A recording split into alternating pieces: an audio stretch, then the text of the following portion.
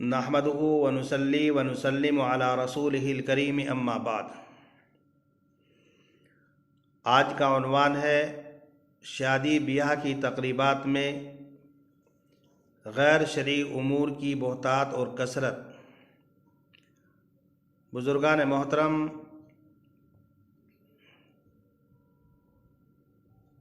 आजकल हमारी और गैरों की तकरीबात में बज़ाहिर कोई फ़र्क नहीं रहा। गैरों की तकरीबात की तरह हमारी शादी ब्याह की तकरीबात में भी खिलाफ शरा उमूर की बोहतात और कसरत है, जिनकी वजह से बसा औक़ात यह अंदाज़ा लगाना मुश्किल और दुश्वार हो जाता है कि ये तकरीब, ये महफ़िल मुसलमानों की है या हमारे बिरादरान वतन की है। वैसे तो जिन गैर शरई उमूर को हमारी तकरीबात में अंजाम दिया जा रहा है, उनकी एक तवील और लंबी फहरिस्त है, लेकिन उनमें से हम इस वीडियो में चंद ही चीज़ों को बयान करेंगे। उन गैर शरई उमूर में से एक है गाना बजाना। गाना बजाना, मौसीकी और म्यूज़िक इंतहाई सख्त कबीह और बड़ा गुनाह है। गाने बजाने की हुर्मत और इसके गुनाह कबीरा होने का अंदाज़ा किताब व सुन्नत की नुसूस से लगाया जा सकता है। अल्लाह तबारक व तआला ने कुरान करीम में फरमाया कि जो लोग खेल तमाशे के आलात को ख़रीदते हैं, गाने बजाने के आलात को ख़रीदते हैं, गाने बजाने में मसरूफ़ रहते हैं, जिनके ज़रिए से इंसान याद इलाही से गाफिल हो जाता है, ऐसे लोगों के लिए रुसवा करने वाला आदाब है। बुज़ुर्गान मोहतरम, जब इस आयत करीमा में गौर करते हैं तो हमें बखूबी ये बात मालूम हो जाती है कि हमारी ज़िल्लत और रुसवाई के जो असबाब हैं, उन असबाब में से खेल तमाशे के आलात को ख़रीदना, गाने बजाने के आलात को ख़रीद कर गाने बजाने में मसरूफ़ रहना, ये भी एक सबब है। यही वजह है कि पूरी दुनिया में आज मुसलमान जलील और रुसवार हो रहा है। गाना, जिसके बारे में हज़रत जाबिर रज़ियल्लाहु ताला अन्हु से मरवी फरमाते हैं कि रसूल अकरम सल्लल्लाहु अलैहि वसल्लम ने इरशाद फरमाया कि गाना दिल के अंदर निफाक को इस तरीके से उगाता है जैसे पानी सब्ज़े को उगाता है।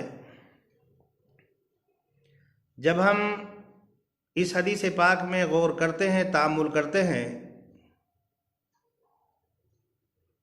तो हमें पता चल जाता है कि आज हमारे कुलूब में जो निफाक पाया जा रहा है, हमारे दरमियान में जो अदावत, दुश्मनी, बुग़्ज़ व इनाद और हसद है, उसका एक सबब गाने बजाने की चीज़ों में मसरूफ़ और मशगूल होना भी है।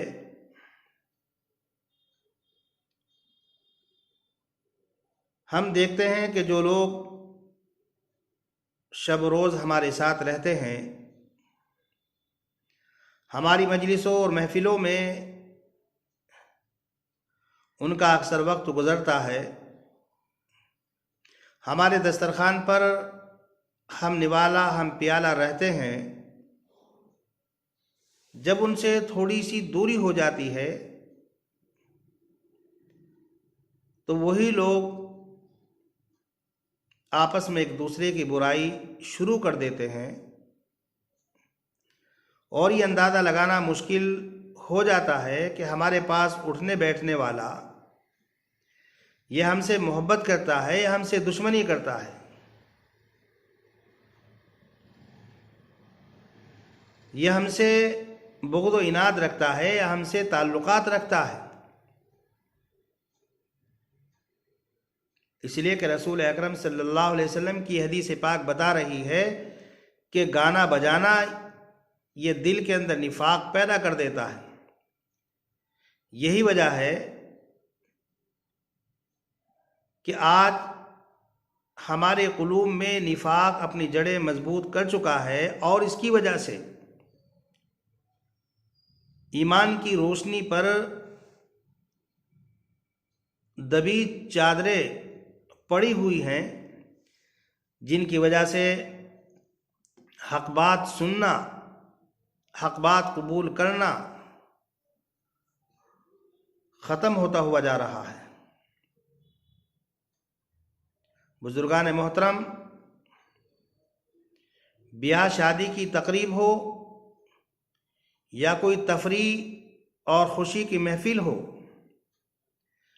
जब तक गाने बजाने की मनहूस आवाज़ पर हमारी तकरीब, हमारी महफिल मुश्तमिल नहीं होती, तब तक हम अपनी तकरीब को, हम अपनी महफिल को अधूरा और नाक़िस समझते हैं। हमारी गलियों में, महल्लों में, खाने पीने की जगहों में, हमारी दुकानों, गाड़ियों में, हत्ता के मस्जिदों में ये मनहूस आवाज़ गूंज रही है और हमारे मोबाइल पर लगी हुई मौसीकी और म्यूज़िक पर मुश्तमिल टोन्स से फ़िज़ा गूंज रही है और हम लोग आज़ादाना, बेहिजाबाना इसका इस्तेमाल कर रहे हैं।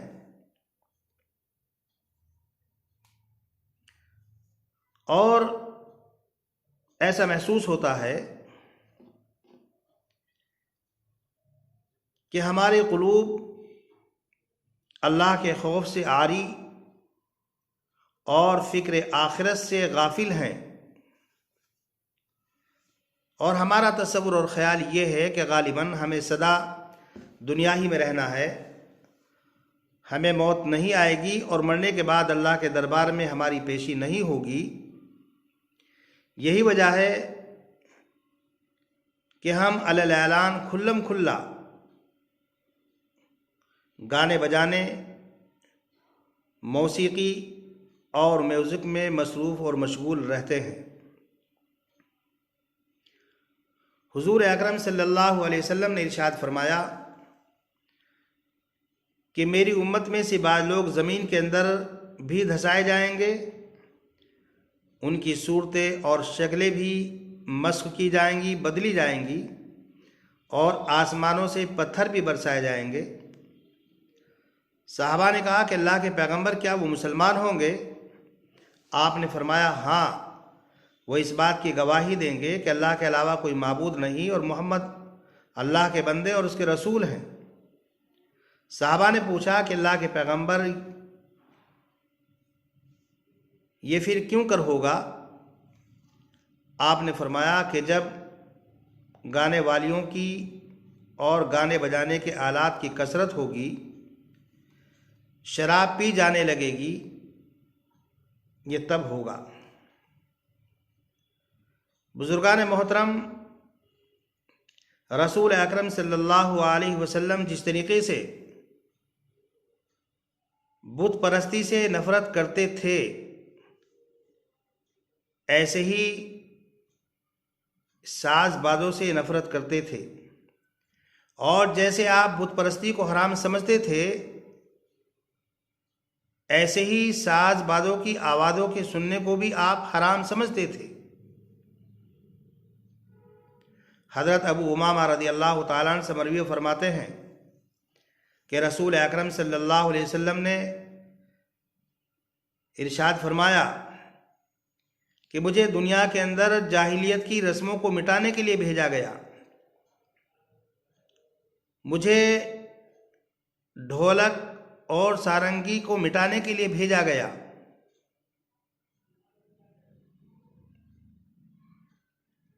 बुजुर्गान मोहतरम, इस कदर सख्त वईदात रसूल अकरम सल्लल्लाहु अलैहि वसल्लम से मरवी हैं गाने बजाने के सिलसिले में कि अगर उनको बयान करना शुरू कर दिया जाए तो एक ज़ख़ीम किताब तैयार की जा सकती है।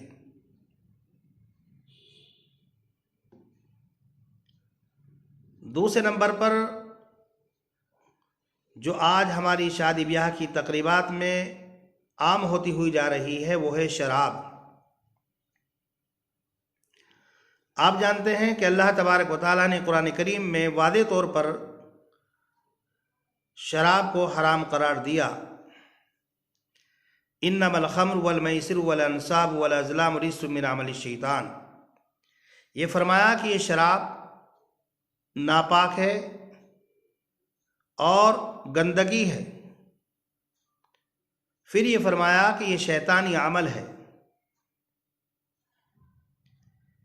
इससे शैतान दुश्मनी पैदा करता है, अदावत पैदा करता है, बुग़्द व कीना पैदा करता है। ये शराब इंसान को अल्लाह के ज़िक्र से रोकती है, नमाज के कायम करने से रोकती है, और फिर अल्लाह तबारक व तआला ने सख्ती के साथ फरमाया फ़हल अंतुम मुंतहून, क्या तुम इससे बाज नहीं आओगे। ये शराब जिसके बारे में फरमाया गया कि इसको पीने के बाद जब तक नशे की हालत में रहो, जब तक नशा तुम्हारे ऊपर तारी है, नमाज के करीब नहीं जा सकते। बुजुर्गान मोहतरम, जो इतनी ख़राब चीज़ जो नमाज से दूर कर रही है और हम मुसलमान होने के बावजूद शराब को अलल ऐलान पी रहे हैं। आज की सूरत हाल तो यह है कि शराब का नाम बदल बदल करके पी रहे हैं। रसूल अकरम सल्लल्लाहु अलैहि वसल्लम ने आज से 1400 साल पहले ये बात इरशाद फरमाई थी कि लोग शराब का नाम बदल करके पिएंगे। आज वही हो रहा है।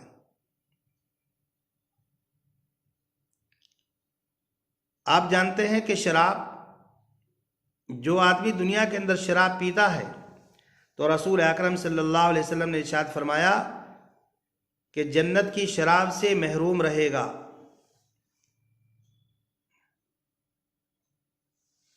अल्लाह के रसूल सल्लल्लाहु अलैहि वसल्लम ने इरशाद फरमाया कि जिस आदमी ने शराब का एक घूंट पिया, खा उसको बख्श दिया गया हो, लेकिन तीनतुल खबाल से ज़रूर पिलाया जाएगा।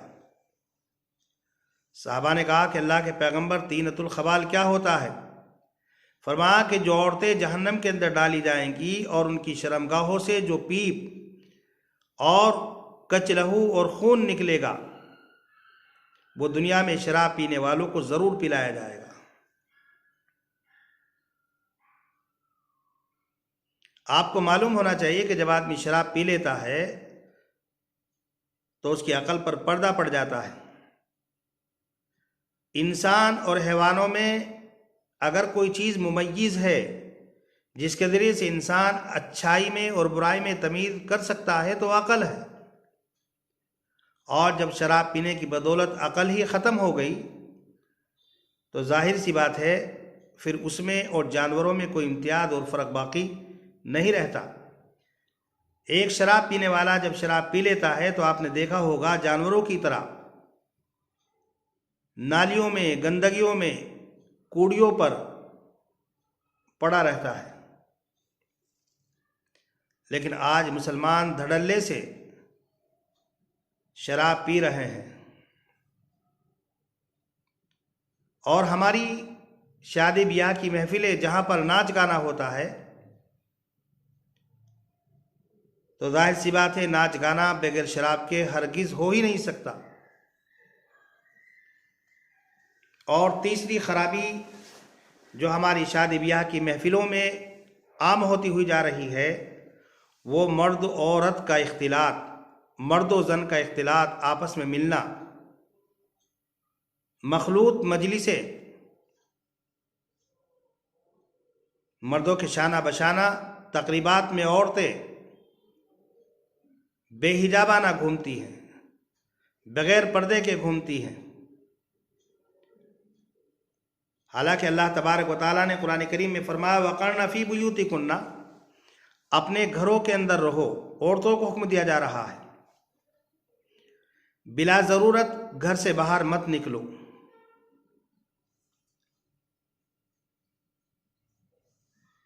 और फिर दूसरी जगह फरमाया ए औरतों, अगर अजनबी लोगों से बात करने की ज़रूरत पेश आ जाए तो तुम्हारे लब व लहजे के अंदर, तुम्हारे कलाम के अंदर खुश्की होनी चाहिए, थोड़ी सी सख्ती होनी चाहिए। अजनबी लोगों से प्यार के साथ, मोहब्बत के साथ बात मत कीजिए। कहीं ऐसा ना हो कि जिनके कुलूब में बीमारी है वो तुम्हारी तरफ माइल हो जाए। यह हुक्म इसलिए दिया जा रहा है कि औरतों के अंदर जाज़बियत होती है, औरतों में कशिश होती है। अगर औरतें नरमी के साथ अजनबी लोगों से कलाम और गुफ्तगू करेंगी तो फितने का अंदेशा है। लेकिन सख्ती का मतलब यह नहीं है कि बदअखलाक़ी से कलाम किया जाए, बदअखलाक़ी से पेश आया जाए। मकसद है ऐसा तर्द कलाम कि जिसकी वजह से वो तुम्हारी तरफ माइल ना हो सके। और दूसरी जगह कुरान करीम में फरमाया कि पैगंबर औरतों से कह दीजिए कि अपनी निगाहों को नीची रखें और अपनी शर्मगाहों की हिफाजत करें। हत्ता कि ये कहा गया कि औरतें जो अपने शोहरों के लिए बनती और संवरती हैं, जो अपने अंदर निखार पैदा करती हैं, तो वो जीनत भी अजनबी लोगों के सामने जाहिर नहीं होनी चाहिए। हाँ, मजबूरी की वजह से जाहिर हो जाए, किसी को कोई चीज़ देनी पड़ जाए, हाथ में अंगूठी पहन रखी, मेहंदी लगा रखी, वो जाहिर हो जाए, बुर्के को ठीक करने में आंखें खुल जाएं, सुरमा नज़र आ जाए तो बात अलग है, वरना तो जीनत को भी जाहिर करने की इजाज़त नहीं। इसीलिए हज़रात उलमा फरमाते हैं कि अगर औरतें घरों से बाहर निकलें तो खुशबू हरगिज़ ना लगाएं और सीधे सादे कपड़े पहनकर बाहर निकलें। इसलिए कि जब औरत अपने घर से बाहर निकलती है तो शैतान उसके पीछे लग जाता है और शैतान उस औरत को लोगों की नज़रों में खूबसूरत बना करके पेश करता है। इसलिए माशी ज़रूरियात के लिए या दूसरी ज़रूरतों के लिए बग़ैर मजबूरी के बाहर औरतों को नहीं निकलना चाहिए। लेकिन आज की सूरत हाल आप हजरात के सामने है कि हमारे यहाँ ब्याह शादी की तकरीबात होती हैं, बग़ैर पर्दे के औरतें खुल्लम खुल्ला घूमती हैं, जबकि अल्लाह तबारक व तआला ने कुरान करीम में फरमाया ए पैगंबर, इन औरतों से कह दीजिए कि अपने गिरेबान पर चादर डाल लिया करें। हजरात उलमा ने लिखा है कि मुराद ये है कि अपने सर पर, अपनी गर्दन पर, अपने सीने पर, अपनी छाती पर चादर डाल लिया करें ताकि गैरों की नज़र ना पड़े। आप हजरात को मालूम होगा कि अगर आदमी अजनबी औरत की तरफ देखता है शहवत के साथ तो देखना आँख का ज़िना है, उससे बात करता है तो ज़बान का ज़िना है, उसकी बातों को सुनता है शहवत के साथ तो कानों का ज़िना है, और अगर हाथ से छूता है तो हाथों का ज़िना है, और अगर उसकी तरफ शहवत के साथ पैरों से चलता है तो पैरों का ज़िना है, और शर्मगाह उसकी तस्दीक और तकदीब करती है। बुजुर्गान मोहतरम, आजकल हमारी महफिलों में, हमारी मजलिसों में, हमारी शादी ब्याह की तकरीबात में क्या ये सब कुछ नहीं हो रहा है?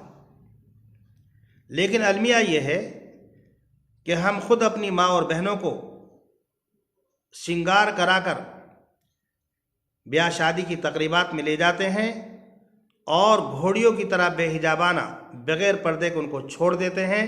वो जिससे चाहती हैं कलाम करती हैं, जिससे चाहती हैं बात करती हैं, और जिससे चाहती हैं आंख लड़ाती हैं। और फिर जब वो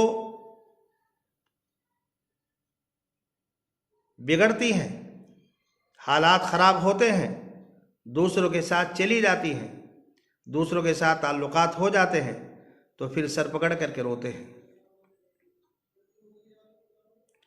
और एक जो गुनाह हमारी ब्याह और शादी की महफिलों में तकरीबात में हो रहा है, बुजुर्गान मोहतरम, वो खड़े होकर खाना और पीना है। हज़रत अनस रज़ी अल्लाह ताला अन्हु फरमाते, जब रसूल अकरम सल्लल्लाहु अलैहि वसल्लम से मालूम किया गया तो आपने फरमाया खड़े होकर पानी पीना अच्छा नहीं, बुरा है। आपने खड़े होकर पानी पीने से मना फरमाया, और अदब यही है कि बैठकर पानी पिया जाए। हाँ, कोई मजबूरी है, बात अलग है। फिर अल्लाह के पैगंबर सल्लल्लाहु अलैहि वसल्लम से पूछा गया कि अल्लाह के पैगंबर, खड़े होकर के खाना खाना? आपने फरमाया ये उससे भी ज़्यादा बुरा है। बुजुर्गान मोहतरम, आज हमारी शादी ब्याह की तकरीबात में खड़े होकर के खाना खाया जा रहा है, खड़े होकर के पानी पिया जा रहा है। और आप जानते हैं कि जो खड़े होकर के खाते हैं, खड़े होकर के पीते हैं, उनको जानवर कहा जाता है। तो गोया के इंसानों में जानवरों में शादी ब्याह की तकरीबात में कोई फ़र्क नहीं। जैसे जानवर खड़े होकर पीते हैं, खड़े होकर के खाते हैं, वैसे ही हम लोग भी शादी ब्याह की तकरीबात में खड़े होकर के खा रहे हैं, खड़े होकर के पी रहे हैं, और इस पर फ़ख्र कर रहे हैं। बुजुर्गान मोहतरम, आज भी हमारे पास वक्त है, आज भी हमारे पास ज़िंदगी है। कल हमारी आंखें बंद हो जाएंगी, तो फिर अल्लाह के यहाँ इन चीज़ों का हिसाब देना, जवाब देना हमारे लिए मुश्किल होगा, दुश्वार होगा। इसलिए हमारे लिए लाजिम और ज़रूरी है कि हम अपने माशरे को सही करने के लिए हमारी जो तकरीबात में ये जो गुनाह हो रहे हैं, इन गुनाहों पर हम कंट्रोल करें, इन गैर शरई उमूर को ख़त्म करने की, मिटाने की कोशिश करें। यही वजह है कि हज़रात उलमा फरमाते हैं कि अगर किसी ब्याह शादी की तकरीम में खिलाफ शरा कोई काम हो रहा है, खड़े होकर के खाना खाया जा रहा है, तो वहाँ पर जाना चाहिए, नहीं जाना चाहिए। हज़रात उलमा फरमाते हैं कि अगर पहले से मालूम हो जाए कि वहाँ पर शराब का दो दौरा है, खड़े होकर के खाना खाया जा रहा है, तो हरगिज़ नहीं जाना चाहिए। लेकिन अगर कोई आलिम है, कोई मुक्तदा है जिसको दावत दी गई, और उसको ये मालूम है कि अगर मैं जाऊंगा तो जाकर लोगों को बुराइयों से रोक दूंगा और मेरी वजह से वो लोग खिलाफ शरा उमूर के करने से रुक जाएंगे, तो फिर आलिम को जाना चाहिए। लेकिन अगर मालूम ना हो किसी को, और वहाँ जाने के बाद मालूम हो कि इस मजलिस के अंदर, इस तकरीब के अंदर खिलाफ शरा उमूर को अंजाम दिया जा रहा है, तो अगर अंदर नहीं घुसा है, अंदर दाखिल नहीं हुआ, बाहर ही है, तो वापस आ जाए। और अगर वो आलिम है, मुक्तदा है, और उसको ये महसूस होता है मेरे जाने से खिलाफ शरा उमूर बंद हो जाएंगे, रुक जाएंगे, तो फिर उसको अंदर जा कर के खिलाफ शरा उमूर को बंद कराना चाहिए। लेकिन अगर आदमी अंदर चला गया और खिलाफ शरा उमूर वहाँ पर अंजाम दिए जा रहे हैं, तो जो उलमा हैं, जो मुक्तदा हैं, जो हुफ़ाज़ हैं, कुर्रा हैं, उनको वापस आ जाना चाहिए। अगर वो खिलाफ शरा उमूर को रोकने पर, बंद करने पर कादिर नहीं है। लेकिन अगर आम आदमी है, तो आम आदमी के लिए इस बात की गुंजाइश है कि वहाँ बैठकर वो खा सकता है। बुजुर्गान मोहतरम, हम सब की जिम्मेदारी है कि हम सब लोग इन तकरीबात में जो खिलाफ शरा उमूर को अंजाम दिया जा रहा है, हम खुद भी रुकें और दूसरे लोगों को भी रोकने की कोशिश करें। इसलिए कि अगर हम खुद अपने ऊपर कंट्रोल करेंगे तो जाहिर सी बात है इसका असर दूसरों पर भी होगा। ये हम सब की जिम्मेदारी है। और इन गुनाहों में तकरीबन अक्सर लोग मुलव्विस हैं। अल्लाह तबारक व तआला से दुआ है कि अल्लाह तबारक व तआला हमारी इन रसूम से हिफाजत फरमाए और अल्लाह तबारक व तआला हमें सही रास्ते पर चलाए और अल्लाह तबारक व तआला हमारा ख़ात्मा ईमान पर नसीब फरमाए। वमा अलैना इल्लल बलाग।